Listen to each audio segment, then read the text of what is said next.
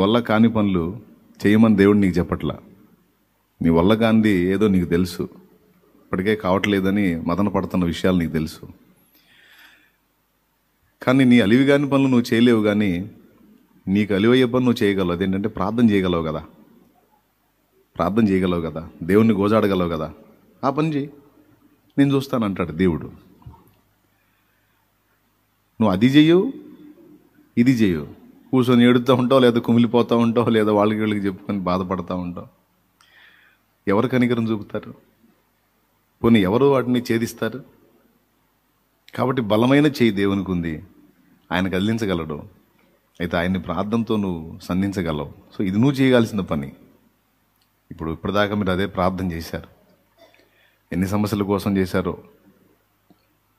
చాలా విషయాల గురించి మీరు మొర్ర పెట్టారు. ఈ మొర నిష్ఫలం కాదు, కన్ఫర్మ్. నువ్వు ఆశువుగా చేసిన ప్రార్థన సైతం దేవుడి దగ్గరికి వెళ్ళిద్ది. నడుస్తా నడుస్తా నువ్వు నీ హృదయంలో అనుకున్న ఆలోచనలు సైతం వెళ్ళిపోతాయి దేవుడి దగ్గరికి. దేవా బిడ్డ శ్రమలో ఉన్నట్టున్నారు తండ్రి, అయ్యో దేవా అనుకున్న ఆ ఆలోచన కూడా వెళ్ళిద్ది దేవుని దగ్గరికి. ఒక అన్యుడైన కొర్నేలి చేసిన ప్రార్థనలు, చేసిన ధర్మకార్యాలే దేవుని సన్నిధిని జ్ఞాపకార్థంగా చేర్చబడ్డవని సాక్షాత్తు దూతే వచ్చి చెప్పాడు. ఒక అన్యుడు, అతను దేవుడిని ఎరిగినోడు కాదు, ఎరగనోడు. ఒక అన్యుడే తన నీతి కార్యాలు దేవుని దగ్గరికి వెళ్ళినాయి. తన ప్రార్థనలు కూడా, తనకు తెలిసిన విజ్ఞాపనలు ఏ విషయాలు ఏమేమి అడిగాడో ఆయన అవి దేవుని దగ్గరికి చేరిని అని దూత చెప్పాడు. అపోస్తల కార్యం 10వ అధ్యాయం 1వ వచనం నుంచి చదివితే కొర్నేలి గురించి. మధ్యాహ్నం వేళ 3 గంటలప్పుడు ఇంచుమించు ప్రార్థనలో ఉన్నప్పుడు ఆయన బహుశా యూదులతో సాంగత్యం చేసినందున యూదుల వల్ల ఆయన ప్రార్థన చేసి అలవాటు చేసుకున్నాడేమో. యూదుల సహచర్యం, యూదుల ఫ్రెండ్స్ ఎవరో ఉన్నారు మొత్తానికి ఆయనకి. అందుకే ప్రార్థనా కాలం యూదులకు 3 గంటల సమయం, పగలు ఇంచుమించు 3 గంటల వేళ ప్రార్థనా కాలమునని అపోస్తల కార్యం 3వ అధ్యాయంలో ఉంటుంది చూడండి.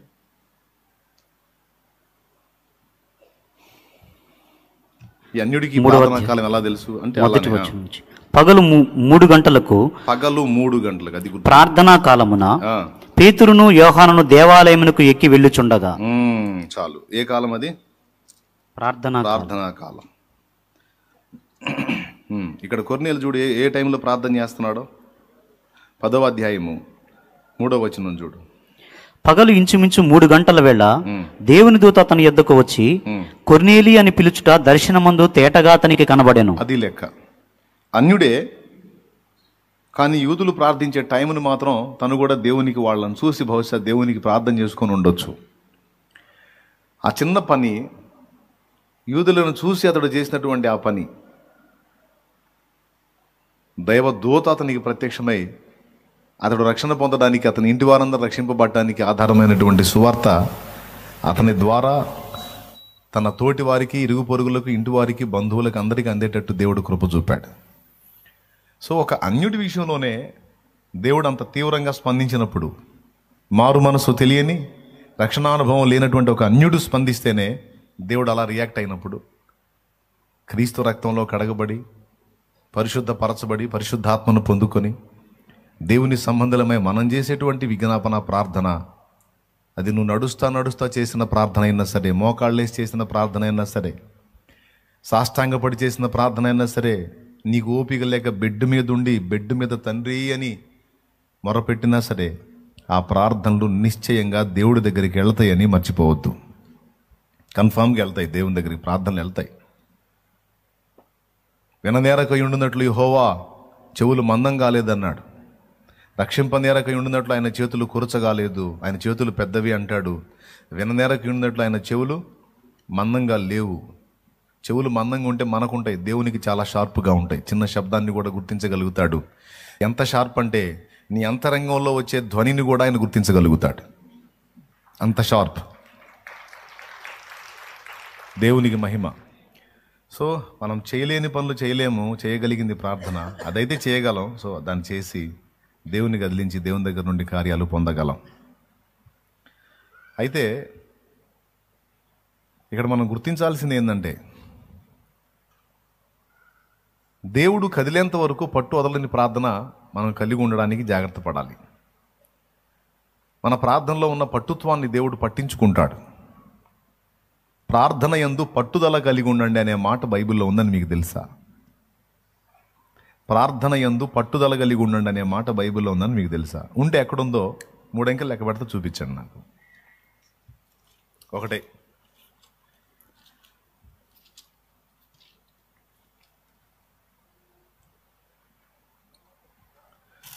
ఎఫెసీ పత్రిక 6వ అధ్యాయం 20 వచ్చిన కూడా ఉంది. ఎఫెసీ పత్రిక 6:20లో ఆ మాట 6:20లో కూడా ఉంది.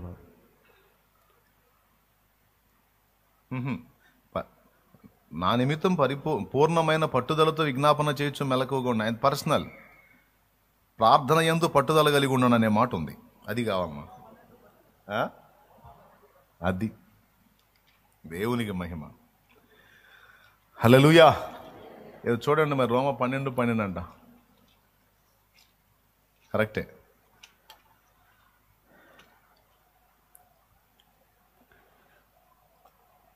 నిరీక్షణ గలవారై సంతోషించుచు శ్రమయందు ఓర్పు గలవారై ప్రార్థన యందు పట్టుదల కలిగి ఉండుడి. చాలా ప్రార్థన గురించి చెప్పబడినటువంటి మాటల్ని మనం తీవ్రంగా తీసుకోవాలి, సీరియస్గా తీసుకోవాలి. ఇక్కడ ఒక మాట మీరు చూశారు. ఫస్ట్ దైవజనుడి నోటి నుండి విన్న మాటల్లో మనం చేయాల్సిన పని మనం చేయాలి, దేవుడు చేసే పని దేవుడు చేస్తాడు. చచ్చిపోయిన లాజర్నైతే వాళ్ళు లేపలేరు, కానీ లాజరు సమాధికి అడ్డుగా పెట్టబడినటువంటి రాయినైతే వాళ్ళు తొలగించగలరు. అంతవరకు వారి బలం సరిపోతుంది. చచ్చిపోయిన ఒక వ్యక్తిని బ్రతికించడానికి వారికి బలం సరిపోదు. నీ బలం ఎంతవరకు సరిపోయిందో అంతవరకు నువ్వు చేయి అంటాడు దేవుడు. ఆ పని వాళ్ళు చేసినప్పుడు, రాతిని వాళ్ళు తొలగించినప్పుడు, వాళ్ళు చేయలేని పని యేసయ్య చేశాడు. లాజరు బయటికి రా అన్నాడు, లాజరు హాజరైపోయాడు. అది తెలుసు మనకి. అలాగే మనం చేయాల్సిన పని ఉంది. నువ్వు చాలా ఇబ్బందికరమైన కండిషన్లో ఉన్నావు, దాని నుంచి నీ అంతటా నువ్వు బయట పడలేవు. ఆఖరికి నీ శరీరంలో ఒక జబ్బు ఉంది, ఒక రోగం ఉంది, దాన్ని నీ అంతటా నువ్వు బాగు చేసుకోలేవు. నీ శరీరమే మళ్ళా నా ముఖం అంటావు, నా ముక్కు అంటావు, నా నోరు అంటావు, నా కళ్ళు అంటావు, నా పళ్ళు అంటావు, నా ఒళ్ళు అంటావు, నా చేతులు అంటావు, నా కాళ్ళు అంటావు. అంతే అంటావా? లేకపోతే ఈ చేతులు దేవుడి, ఈ కాళ్ళు దేవుడి, ఈ కళ్ళు దేవుడి అంటావా? చెప్పండి. నా గుండె అంటావు, నా ఊపిరితిత్తులు పని చేయట్లేదు అంటావు, నా ఊపిరితిత్తులు అంటావు, నా లివర్ అంటావు, నా కిడ్నీలు అంటావు, అవునా, నా జుట్టు అంటావు. నీ శరీర అవయవాల గురించి మాట్లాడేటప్పుడు ప్రతిసారి కూడా నా అనే పదం వాడతావు. వాస్తవంగా నీదే, నీకు దేవుడిచ్చింది. ఇదంతా దేవుడి దయ. నీ ఆత్మ నివసించడానికి ఒక గుడారాన్ని రెడీ చేసి ఆయన ఇచ్చాడు నీకు.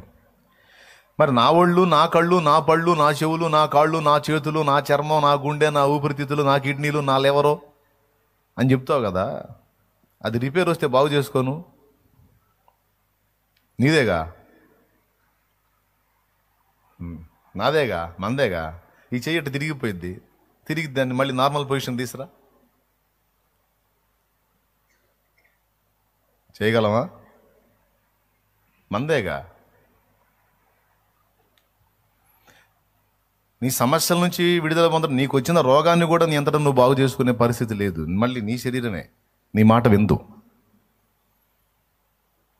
నీ బాడీయే నీ మాట విందు, నీ పరిస్థితులు నీ మాట వినవు. కానీ ఒకటి, నీ బాడీ అయినా, నీ పరిస్థితులైనా, నీ చుట్టూ ఉన్న వ్యక్తులైనా ఆయన శాసిస్తే వినగలుగుతారు. అన్నిటిని ఆయన బ్యాలెన్స్ చేయగలడు. లాజర్ బాడీయే, లాజర్ చనిపోయాడు, పాతి పెట్టబడ్డాడు. తన వాళ్ళు ఏం చేయాలా? లాజరు తను తాను కాపాడుకోలా. కానీ దేవుడు ఆ చనిపోయిన వాడిని సజీవుడిగా లేపి లాజర్కి లైఫ్ ఇచ్చాడు. తోటి వారికి కూడా లాజర్ను బ్రతికించి అవకాశం ఇచ్చాడు, అప్పగించాడు. అది దేవుడు చేయగలడు. అది దేవుడు చెప్తుంది ఏంటంటే, ఇలాంటివి నేను చేయగలుగుతాను, కానీ నువ్వు చేయగలిగే పని నీకు చెప్పినప్పుడు నువ్వు చేయటల్లా. నువ్వు ఆ విషయంలో సోమరివై ఉన్నావు, బద్ధకస్తురాలివై ఉన్నావు. ఆ విషయంలో నువ్వు మొద్దుగా ఉన్నావు. కాబట్టి ఇక్కడ ప్రాబ్లం నీదేగా, నాదిగా. మీరు ఆ రాతి బాణల్లో నీళ్లను నింపండి అన్నప్పుడు వాళ్ళు కానీ ఆ నీళ్లు నింపకపోతే యేసయ్య ద్రాక్షరసం ఎట్లా చేసేవాడు? మీరు ఇలా చేయండి, నేను చేసే పని నేను చేస్తాను అన్నప్పుడు మనం ఆ మాట వినాలి కదా. ఒకవేళ మనం ఉన్నాం అనుకో, అదే స్పాట్లో ఇప్పుడున్న తరం మనం ఉన్నాం అనుకో, ఆ రాతి బాణాలని నీళ్లతో నింపండి అని ప్రభువు చెబితే నీళ్ళు, అది ద్రాక్షరసం బాణాలు వేసాయా, నీళ్లు పోసే నీళ్ళ తొట్లు వేరు, ఇటు పక్క ఉన్నాయి చూడండి ఈ నీళ్ళ తొట్లు, అవి ఏమో ద్రాక్షరసం బాణలు, అందులో నీళ్లు పోస్తే ఏమన్నా అంటారేమో. మనం అంటాం ఖచ్చితంగా అక్కడ ఉన్నట్టయితే, ఎందుకంటే మనకన్నీ ఎదురు చెప్పటం అలవాటు కదా. దేవునికి స్తోత్రం. పెద్దగా చెప్పండి, ఇంకోసారి చెప్పండి. ఒకవేళ లాజరు సమాధి దగ్గర మనం ఉన్నట్టయితే మనం మార్తా పక్షాన ఉండేవాళ్ళం. మార్తా అప్పటిదాకా విన్నదే పునరుద్ధానమును జీవమును నేనే అని విన్నదే, విని కూడా మళ్ళీ రాయి తీయబోతే వద్దొద్దు వాసన కొట్టునంది. నిజంగా ఒకవేళ మార్తా పక్కన మనం కానీ ఉన్నట్టయితే మార్తా చెప్పింది 100% నిజం ప్రభువా, ఆ రాయి తీస్తే కంపు కొట్టిద్ది. ఇప్పుడు 4 రోజులైంది, 3 రోజులకే వాసన వచ్చింది, 4వ రోజుకి ఇంకా దుర్భరమైనటువంటి స్మెల్ వచ్చింది, కొద్దిగా కొంచెం ఇబ్బందిగా ఉంటుందేమో, మీరు కూడా ఇబ్బంది పడతారు ప్రభు అని మనం మార్తా పక్కన చేరేవాళ్ళంగా, నేసే పక్కన ఉండేవాళ్ళం కాదు. ఇది మన మనసు. అది మార్తాని గద్దించాడు, నీవు నమ్మిన ఎడల దేవుని మహిమ చూతువని నేను చెప్పలేదా? అంతే, ఇక మౌనం అయిపోయింది. పరిశుద్ధులు చెప్పాడు, తీయండి అది పక్కకు తీసేయండి. వాళ్ళు పక్కకు దొల్లించారు, లాజర్ని బయటికి పిలిచారు. సో పాయింట్ నెంబర్ 1లో మనం గ్రహించాల్సింది ఏంటంటే, మనం చేయాల్సినవి ఉన్నాయి. ఒకవేళ వాళ్ళు రిస్క్ చేసి రాయిని తొలగించకపోతే లాజర్ లోపలే ఉండేవాడు, బతికి కూడా లోపలే ఉండేవాడు, బయటకు వచ్చేవాడు కాదు. ఎందుకంటే పెద్ద రాయి అడ్డం పెట్టారు. అసలు ఇంకోటి ఏంటంటే అద్భుతమే జరిగేది కాదు అక్కడ. చచ్చిపోయిన లేపమన్న పెద్ద పని నీకు చెప్పలేక, చిన్న పని రాయి దొల్లించమని చెప్పాను. వచ్చి నీ దేహాన్ని నువ్వు బాగు చేసుకో, లేకపోతే నీ పరిస్థితులు చక్కదిద్దుకొని నీకు చెప్పలేదు కదా. ప్రార్థన చేయమని చెప్పా, విజ్ఞాపన చేయమని చెప్పా, విశ్వాసం ఉంచమని చెప్పా, నిరీక్షించమని చెప్పా. ఈ 3 నువ్వు చేయవు.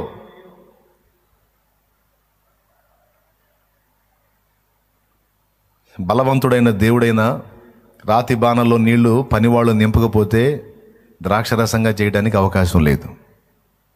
బలవంతుడైన దేవుడే రాయిని వాళ్ళు పక్కకు దొల్లించకపోతే అద్భుత కార్యం చేయడానికి అవకాశం లేదు. బలవంతుడైన దేవుడే పెంకులు విప్పి వ్యక్తిని వాళ్ళు లోపలికి దించకపోతే వానిని స్వస్థపరిచిలే నీ మంచం ఎత్తుకొని పో అనే పరిస్థితి లేదు. కాబట్టి ఇక్కడ పాయింట్ నెంబర్ 1 ఎప్పటికీ మర్చిపోకుండా గుర్తుపెట్టుకోవాల్సింది, మానవాతీతమైన కార్యాలు నువ్వు చేయలేవు, దేవుడు చేయగలడు. కానీ నువ్వు చేయదగ్గ పని చెప్తున్నాడు దేవుడు నీకేంటంటే, ప్రార్థించు అంటున్నాడు. ప్రార్థన చేయి. అది చేస్తానే ఉన్నావు, ఏది? అందుకే ఇప్పుడు నెక్స్ట్ పాయింట్స్ చెప్తున్నాను నేను. మంచి పాయింట్ దైవజనుడు అందించాడు కనుక అందులో నుంచి ప్రయాణం చేస్తాను, మీకు ఉపయోగపడే అంశం అది. ప్రార్థన యందు పట్టుదల కలిగి ఉండండి అన్నాడు. మరో చోట అన్నాడు ప్రార్థన యందు నిలకడగా ఉండండి అన్నాడు. మరో చోట అన్నాడు ప్రార్థన యందు విసుగక ఉండండి అన్నాడు. 3 మాటలు ఉన్నాయి బైబిల్లో. మొట్టమొదటిది ప్రార్థన యందు పట్టుదల కలిగి ఉండండి. రెండవది వారు విసుగక నిత్యము ప్రార్థన చేయాలని యేసు వారికి లూకాసు వార్త 18లో ఒక ఉపమానం కూడా చెప్పాడు. లూకాసు వార్త 18వ అధ్యాయంలో బేదరాలు విధవరాలు గురించి ఒక ఎగ్జాంపుల్ కూడా చెప్పాడు, అన్యాయస్తుడైన న్యాయాధిపతి గురించి. ఇంట్రెస్ట్ ఉంటే చూసుకోండి. వారు విసుకక నిత్యము ప్రార్థన చేయుచుండెవననుటకు ఆయన వారితో ఈ ఉపమానం చెప్పెను. దేవునికి భయపడకయు మనుష్యులను లక్ష్యపట్టకయు నుండి ఒక న్యాయాధిపతి ఒక పట్టణములో ఉండెను. ఆ పట్టణములో ఒక విధవరాలును ఉండెను. అక్కడ వారు విసుకక నిత్యము ప్రార్థన చేయాలి అనే పాయింట్ ఒక్కటి చాలు. ఎఫెసీ పత్రికలో ఒక మాట చూశారు. రోమాపత్రిక 12:12లో ప్రార్థన యందు పట్టుదల కలిగి ఉండండి అన్నాడు. పట్టుదల కలిగి ఉండండి అంటే అర్థం ఏంటి? పట్టు సడలే అవకాశం ప్రార్థన విషయంలో ఉందని అర్థం. ఈ గ్లాసుని జాగ్రత్తగా పట్టుకొని పోయా అంటే అర్థం, ఈ మాట ఎందుకు చెప్పాను? కింద పడే అవకాశం ఉంది కాబట్టి, కింద పడితే పగిలిపోయే అవకాశం ఉంది కాబట్టి, పగిలిపోతే లోపల ఉన్నవన్నీ పోయే అవకాశం ఉంది కాబట్టి ఇవన్నీ చెప్పలేక అది జాగ్రత్త పట్టుకొని పోయా అన్నాను. అంటే జార విడిచే అవకాశం ఉందని. జార విడిచే ఛాన్సే లేకపోతే జాగ్రత్తగా పట్టుకొని పోనే మాటకు అర్థమే లేదు. ఏమైనా అర్థమైందా? కాలేదా? అర్థమైంది. స్తోత్రం. ప్రార్థన యందు పట్టుదల కలిగి ఉండండి అంటే మొండిగా ఉండండి, పట్టు వదలొద్దు అన్నాడు. అంటే పట్టు వదిలే పరిస్థితి వచ్చింది కానీ వదలొద్దు అన్నాడు. అది గుర్తుపెట్టుకో. ఎందుకు పట్టు వదిలిపోయిద్ది? నువ్వు అడుగుతావు, మొరపెడతావు, మొత్తుకుంటావు, జరిగిద్దని ఎదురు చూస్తావు, అది జరగదు.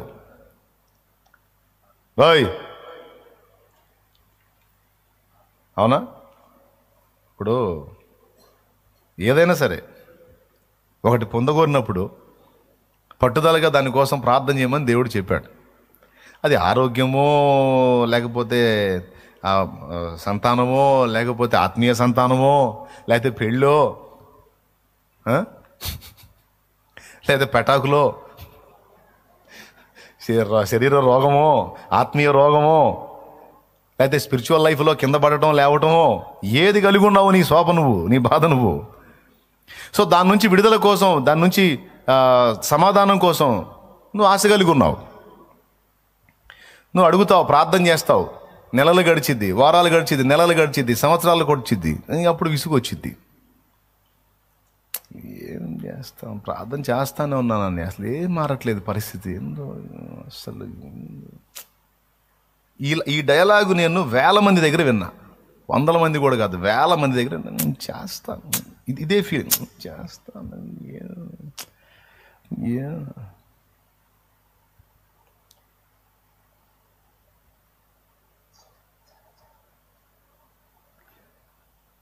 అంటే అది ఆ ఫీలింగ్ అర్థమైందంటే ఒక రకమైన విసుగు అన్నమాట. విసుగు. 3 సార్లు ప్రయత్నించి 4వసారి మళ్ళీ ప్రయత్నించమని చెబితే ఏం ప్రయత్నిస్తాం, 3 సార్లు చేసే వర్కౌట్ కాలేదు, మీకు చెప్తే ఎందరో మీరు కాదు చేయండి, ఒకసారి ట్రై చేయండి. ఆ సందర్భంలో వచ్చే ఫీలింగ్ ఇది. అంటే అది ఎందులో పుట్టిద్ది? విసుగులో పుట్టిద్ది. సో దేవుడు ముందే చెప్పాడన్నమాట, నువ్వు అడిగిన వెంటనే, వినండి బాగా, నువ్వు అడిగిన వెంటనే దేవుడు నువ్వు అడిగినవన్నీ ఇచ్చేస్తే దేవుడు నీకు దేవుడు కాదు, దాసుడు అవుతాడు. ఇంట్రెస్ట్ ఉంటే రాసుకో, సూక్తి సూపర్ ఉంటుంది. నువ్వు అడిగినవన్నీ అడిగిన వెంటనే దేవుడు ఇస్తా ఉంటే దేవుడు దేవుడు గాడు, దేవుడు తండ్రి గాడు, దాసుడు అవుతాడు. దేవుడు దేవుడు మరియు తండ్రి. నువ్వు అడిగినవన్నీ అడిగినట్టు వెంటనే ఇచ్చేస్తా ఉంటే దేవుడు నిన్ను ప్రేమించినట్టు కాదు, దేవుడు నిన్ను ప్రేమించినట్టు కాదు, నిన్ను ద్వేషిస్తున్నట్టు లెక్క. నువ్వు అడిగినవన్నీ అడిగిన వెంటనే ఇచ్చేస్తా ఉంటే నిన్ను దేవుడు ప్రేమించినట్టు కాదు, ద్వేషిస్తున్నట్టు లెక్క. చాలామందికి ఈ సంగతి తెలియదు. ఇక్కడికి వచ్చి వాక్యం చెప్పేటప్పుడు నాతో కూడా మాట్లాడయ్యా అని ప్రార్థన చేసుకొని కూర్చుంటా. ఈ మాట నాతో కూడా మాట్లాడుతున్నాడు దేవుడు. ఎందుకో చెప్తా. కొన్నిసార్లు మన బిడ్డలు అడిగేవి వాళ్ళకే ప్రమాదాన్ని తెచ్చిపెట్టే అడుగుతారు మనల్ని. అవునా? ఫ్రెండ్స్తో కలిసి నేను ఫలానా ప్రాంతానికి వెళ్తాను అంటాడు, అది డేంజర్ జోన్. వద్దురా అక్కడ ప్రమాదం ఉంటుంది, వద్దంటాం మనం. నేను అక్కడికి వెళ్తానని వాడు మొరాయిస్తాడు. అలా చాలాసార్లు మనం పిల్లల దగ్గర నుంచి ఎలాంటి సమస్యలు ఎదుర్కొని ఉంటాం. వాడికి ప్రమాదాన్ని కలిగించేవే వాడు అడుగుతాడు. నాకు పటాసులు కావాలంటాడు. సరే మనం అంటే కాకరపోతులు తెచ్చుకోరా అంటాం. వాడు అట్ట కాదు, పెద్ద పెద్ద బాంబులు తెచ్చి పేలుస్తాను అంటాడు. ఏమాత్రం బ్యాలెన్స్ మిస్ అయితే వాడి మొహం పగిలిద్దని మనకు తెలుసు, వాడికి తెలియదు. కానీ వాడు అడుగుతాడు, వాడు ప్రార్థన చేస్తుంటాడు. నాకు ఫలానా పెద్ద సైజు పటాకులు కావాలంటాడు, నేను ఫలానా లాంగ్ టూర్ వెళ్ళాలంటాడు, నాకు పెద్ద అమౌంట్ కావాలంటాడు. ఇంకొకటి వస్తాడు, నాకు బైక్ కావాలంటాడు.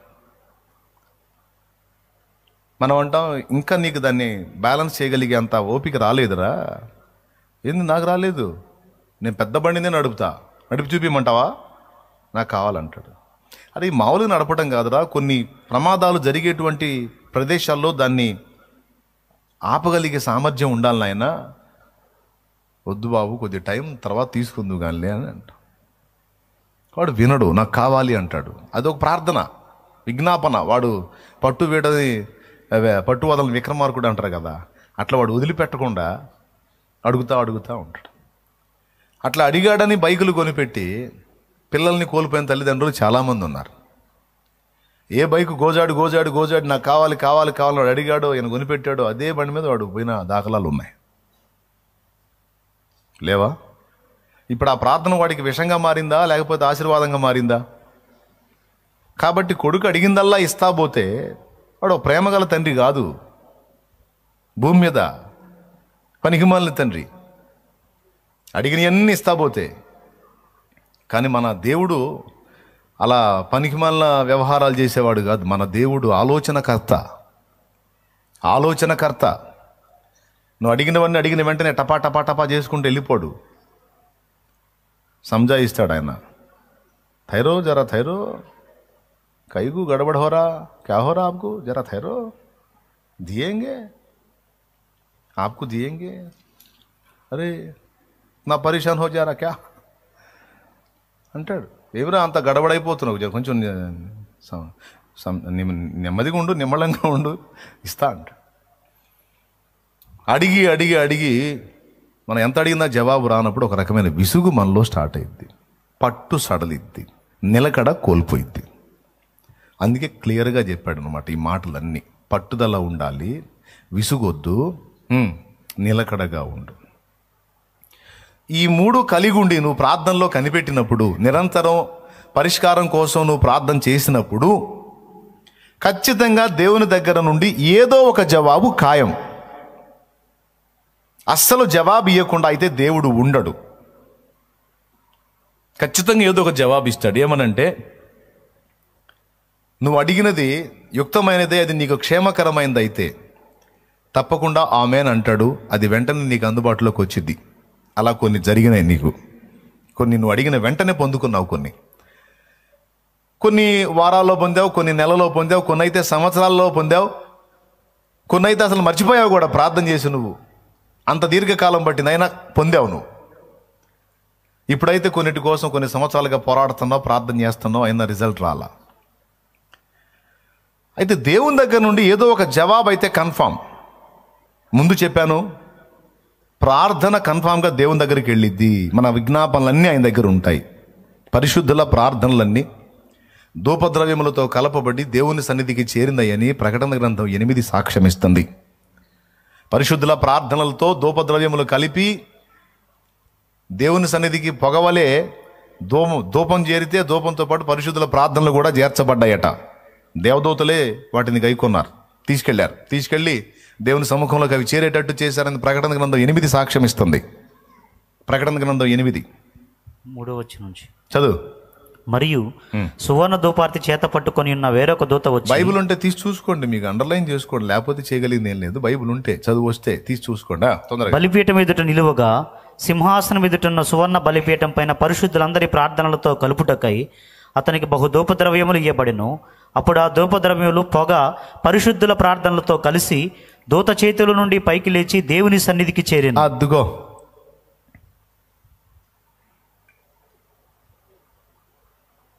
ఓకేనా? నా యేసయ్యా నా స్తుతియాగము నైవేద్యములై ధూపములే నీ సన్నిధానము చేరును నిత్యము, చేతువు నాకు సహాయము వెను వెంటనే.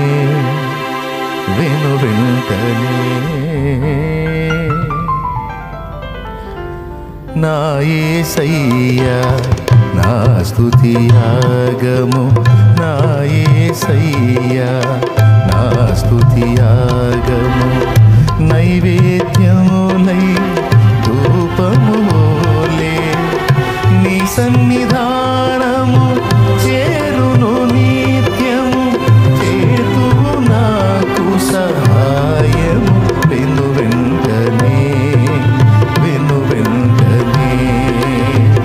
నీ సన్నిధానము చేరును నిత్యము, చేతువు నాకు సహాయము వెను వెంటనే.